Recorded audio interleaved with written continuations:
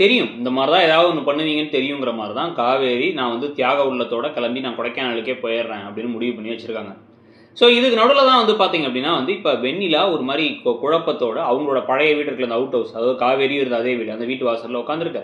விஜய் கீழே இறங்கி வந்து காவேரி ஃபோனே எடுக்க மாட்டா, எனக்கு ஒரு மாதிரி இருக்குது, நீ இங்கேயே தங்கிக்கோ, ஒன்றும் பிரச்சனை இல்லை, எங்கள் மாமாவும் இங்கே தான் இருக்காரு, நீங்கள் இருந்து வேலை தேடி வேலை கிடச்சதுக்கப்புறமா கூட போய்க்கோ அப்படின்னு சொல்லிடுறாரு.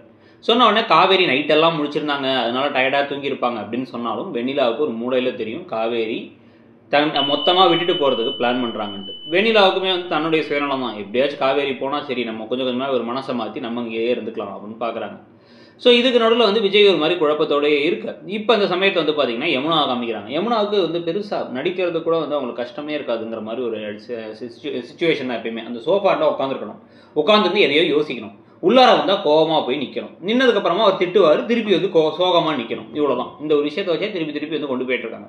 அதுலேயும் வந்து என்ன நடிப்பு அப்படிங்கிறது நமக்கு இன்னும் வந்து பெருசாக செட் ஆகலைங்கிறது வேறு விஷயம் வச்சுக்கோங்க. ஏன்னா புதுசாக ஒரு ஆள் மாத்தினா நமக்கு செட் ஆகுது, டைம் ஆகுங்களா.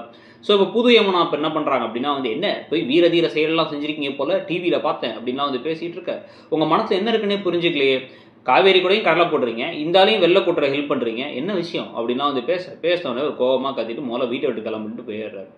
வீட்டை விட்டு நிஜமாக கிளம்ப சொல்கிறாரா, என்ன விஷயம் அப்படின்னு அவங்க யோசிக்கிறது ஒரு பக்கம் நடக்குது. இதுக்கு நடுவில் காவேரிட்ட அவங்க அம்மா வந்து பேசிகிட்டு இருக்கும் போதே அவங்க காவேரி என்ன சொல்கிறாங்க அப்படின்னா, நான் இனிமேல் வரக்காப்பி மட்டும் குடிக்கிறேங்கிறாங்க. வரக்காப்பி மட்டும் குடிக்கிறீங்களா அப்படின்னு வந்து கேட்டுட்டு இருக்கும் போதே அதுக்கு முன்னாடியே வந்து குமரன்ட்ட பேசி நான் ஒரு தடவை ஜெயிலில் போய் பசுபதியை பார்த்துட்டு அப்புறமா கொடைக்கானலுக்கு போய் கொஞ்ச நாள் நிம்மதியோடு இருந்துட்டு வரேன் அப்படிங்கிறாங்க. ஸோ பாட்டி நானும் வரேன்னும் போது அதெல்லாம் நீங்கள் வேணாம், ஒன்றுங்களை தான் நான் பார்த்துக்க வேண்டியிருக்கேன், மன நிம்மதி வேணும் அப்படின்னு வந்து இப்போ காவேரி கிளம்புறாங்க. அது குமரனும் சப்போர்ட் பண்ண ட்ராவல்ஸுக்கு டிக்கெட் புக் பண்ணுற மாதிரி கூப்பிட்டு ஜெயிலுக்கு வராங்க. ஜெயிலில் போய் பசுபதியை பார்த்து அவ்வளோதான் வந்து இனிமேல் நீ வாலாட்டின ஒட்டை நறுக்கிடுவேன்னு இவங்க பேச, அவர் 300வது தடவையாக ஒன்றை பழி வாங்காமல் விட மாட்டேன்னு அவர் பேச, அதே ரொட்டீனான டைலாக் தான், லொக்கேஷன் மட்டும் தான் மாறி இருக்கு.